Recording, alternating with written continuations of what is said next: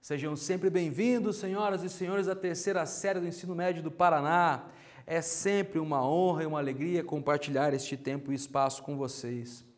Eu sou o professor Antônio, vocês já me conhecem, e enquanto abrem a mochila, o caderno e a cabeça, se preparando para a aula de língua portuguesa, eu tenho dois recados. Primeiro, se você está acompanhando pela TV aberta, vem tranquilo, tome nota, esse material que você produzir vai te ajudar na resolução das atividades que você pega na escola de 15 em 15 dias e você ainda pode entregar para o professor quando tudo isso passar, e vai passar.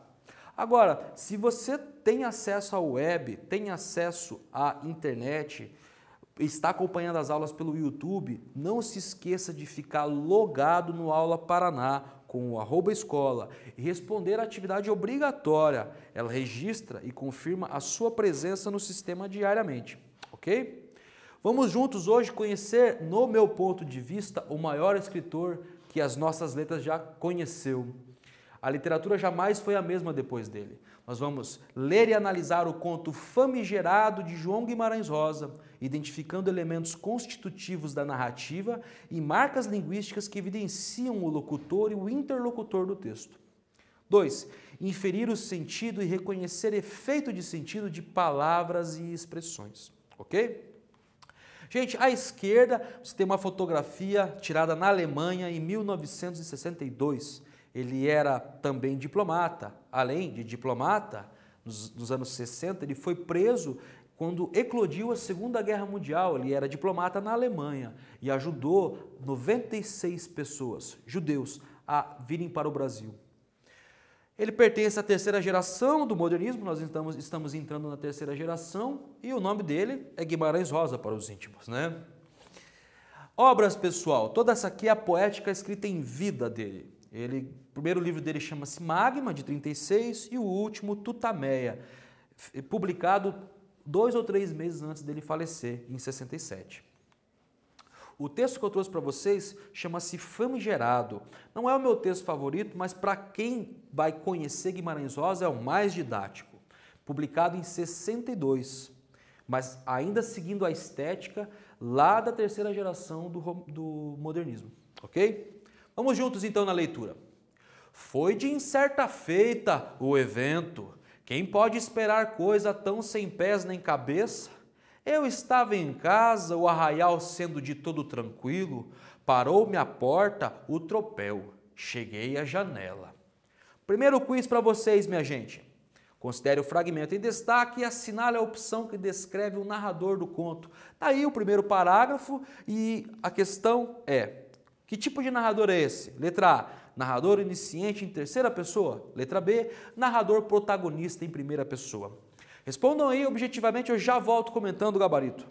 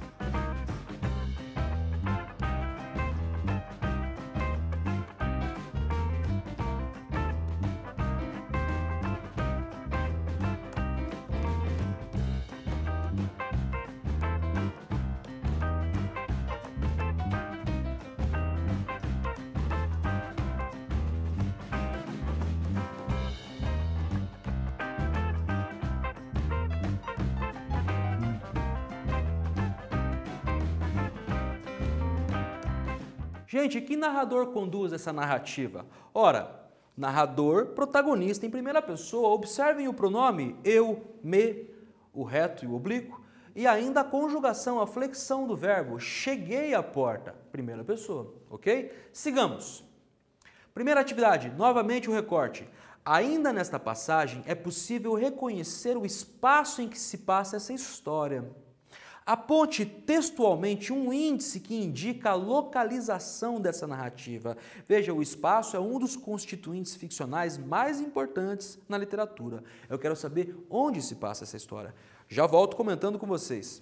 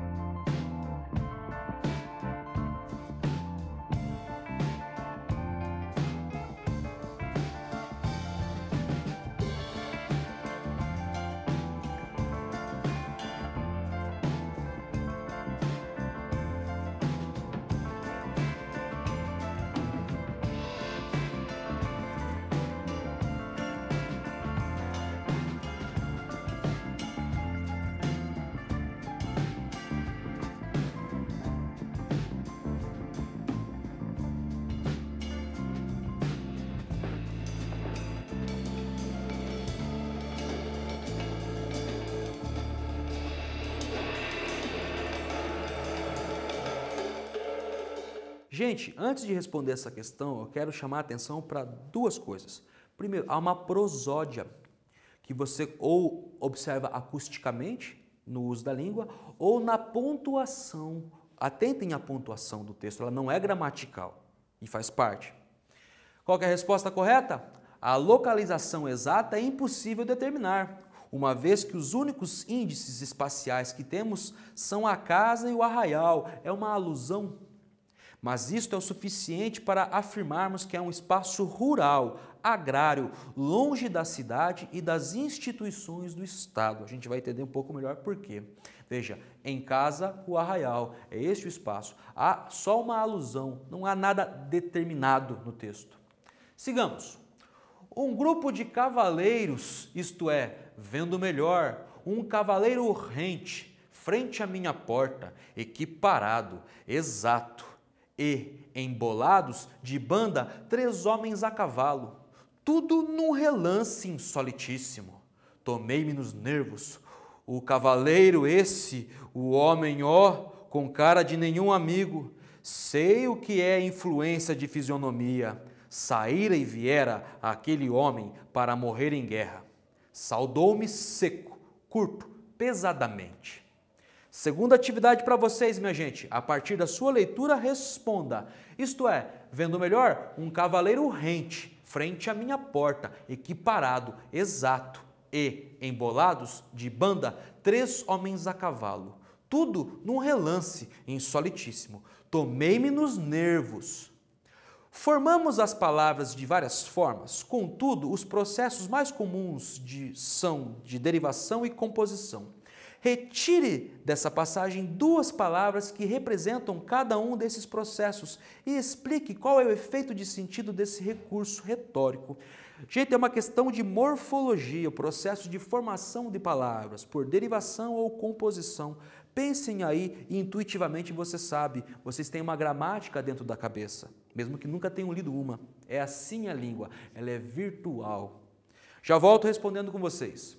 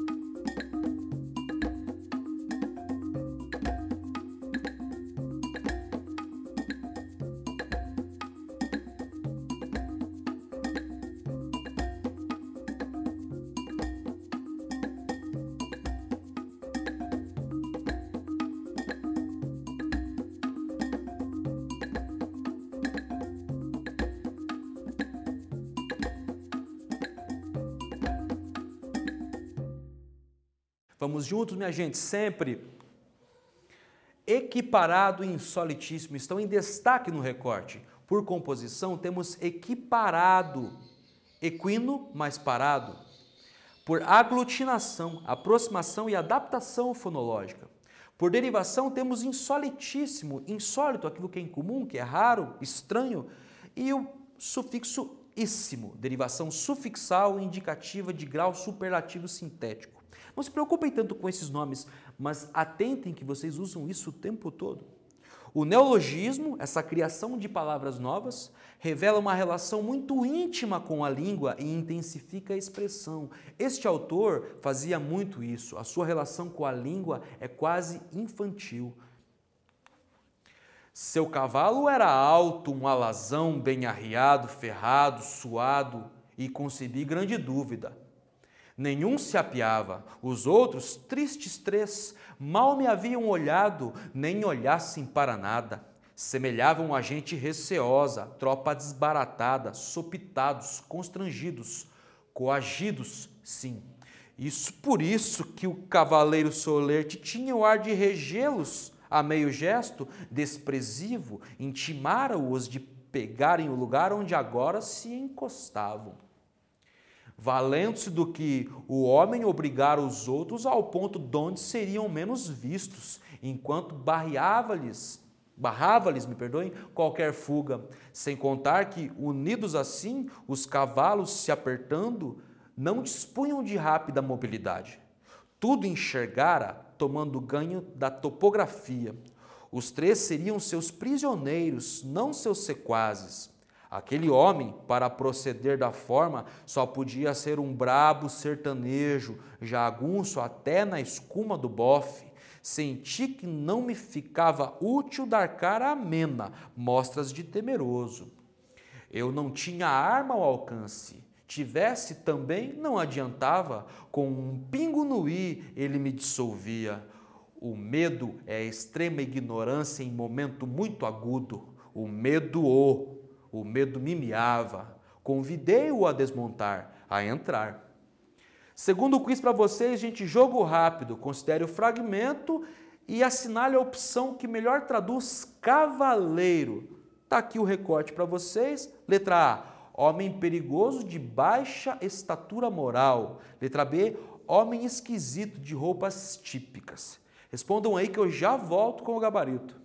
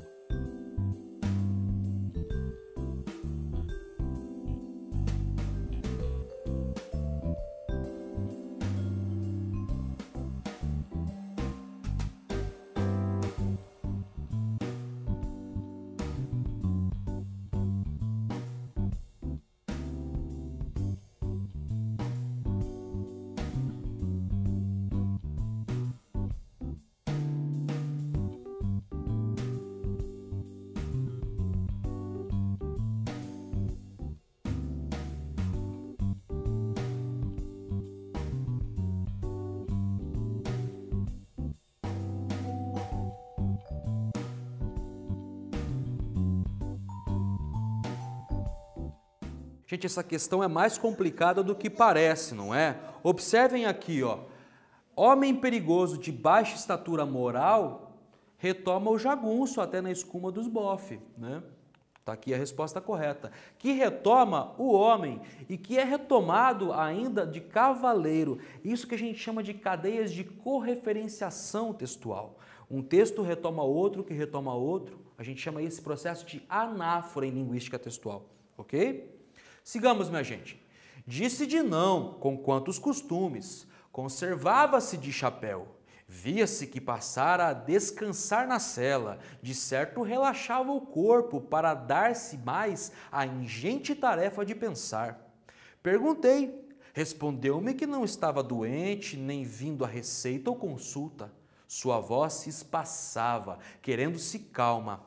A fala de gente de mais longe, talvez São Franciscano. Sei desse tipo de valentão que nada alardeia sem farroma, mas avessado, estranhão, perverso, brusco, podendo desfechar com algo, de repente, por um és não és. Muito de macio, mentalmente, comecei a me organizar. Ele falou: eu vim perguntar a vós meceu uma opinião sua explicada. Atividade 3, minha gente. A partir da sua leitura do fragmento em destaque, responda. Nós temos aqui o recorte e vou deixar para que vocês releiam. O comando é: este eu protagonista que narra a história é alguém letrado ou instruído? Qual o seu ofício? Como se pode chegar a essa conclusão? Explique. Leiam atentamente, façam a inferência. Eu já volto com vocês comentando o gabarito.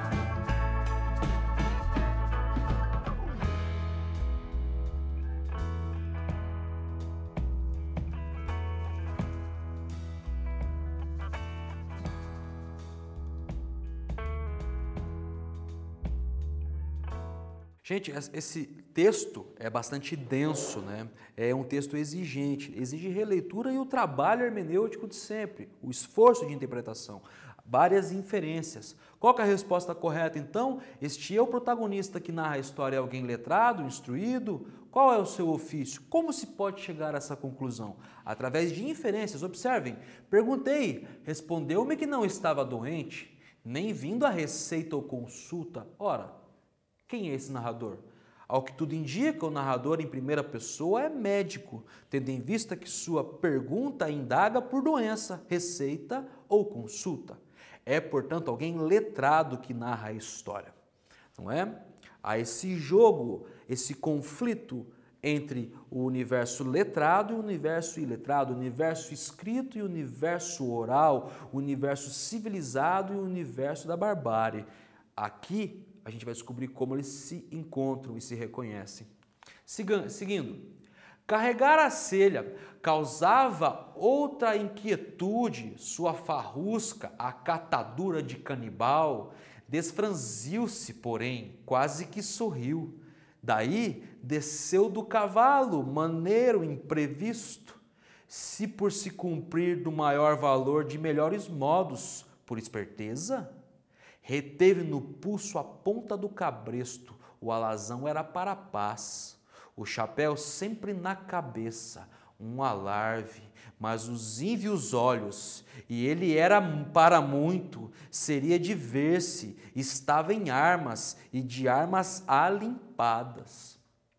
Dava para se sentir o peso da de fogo no cinturão que, usado baixo, para ele estar-se já ao nível justo, ademão, tanto que ele se persistia de braço direito pendido, pronto meneável, sendo a sela de notar-se uma jereba papuda urucuiana, pouco de se achar na região, pelo menos de tão boa feitura.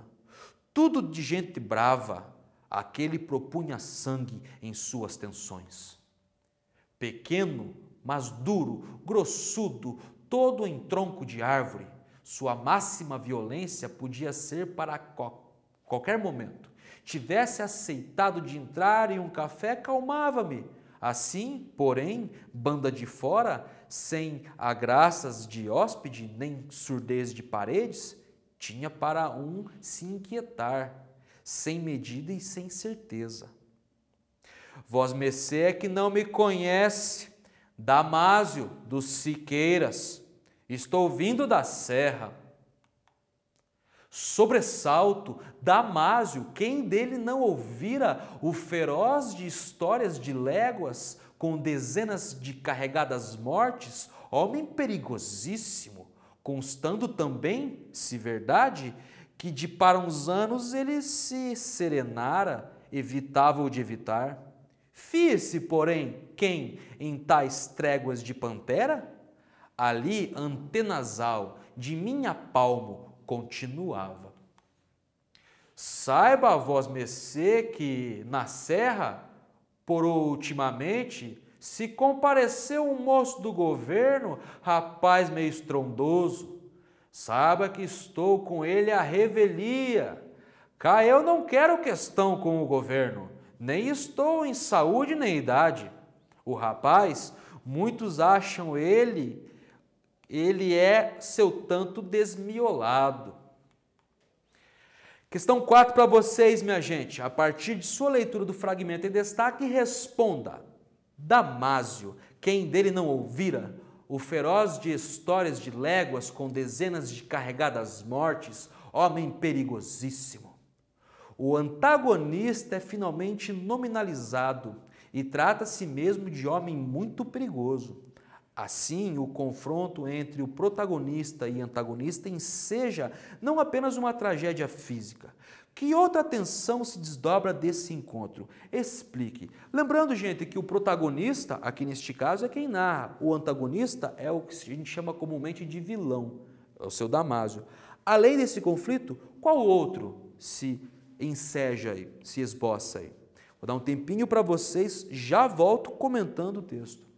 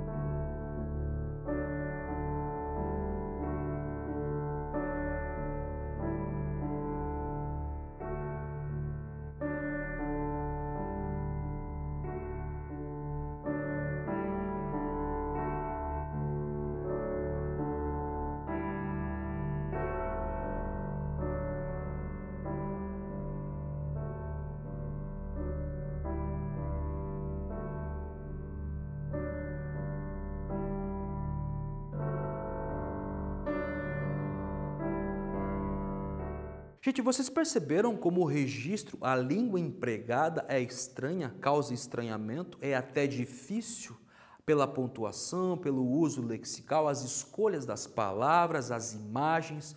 Esse autor escrevia a prosa como quem faz poesia. Por isso, eu sempre sugiro que vocês leiam Guimarães Rosa em voz alta, para aprender a dimensão acústica do texto. E quem preferir, leia em silêncio, atentem à pontuação, obedeça às pausas que o texto exige, ok? Voltando à nossa questão, o antagonista é finalmente nominalizado e trata a si mesmo de homem muito perigoso. Assim, o confronto entre o protagonista e antagonista enseja não apenas uma tragédia física. Que outra tensão se desdobra desse encontro? Explique. Há um arsenal de desdobramentos aí. Observem. Além da iminência da morte e do assassínio, nós estamos falando de alguém que está em casa, que tem na frente da sua casa um grupo de homens bravos, armados. Além do assassínio e do confronto, aqui se desdobra entre o mundo letrado e não letrado, entre o mundo moderno, civilizado, da medicina, e o mundo arcaico, ultrapassado, da oralidade, do folclore. Como será que essa história acaba? Vejam, o que nós vimos aqui no plano de enredo. Há um narrador contando que chegou à sua porta um grupo de cavaleiros cujo é muito assustador, chama-se Damásio, é um homem perigoso, famoso por vários assassinatos. Como essa história acaba? Vamos ver nas próximas aulas. Resumo da aula de hoje, minha gente. Lemos e analisamos o conto Famigerado de João Guimarães Rosa, identificando elementos constitutivos da narrativa e marcas linguísticas que evidenciam o locutor e o interlocutor no texto. Inferimos o sentido e reconhecemos efeitos de sentido de palavras e expressões, sobretudo do neologismo.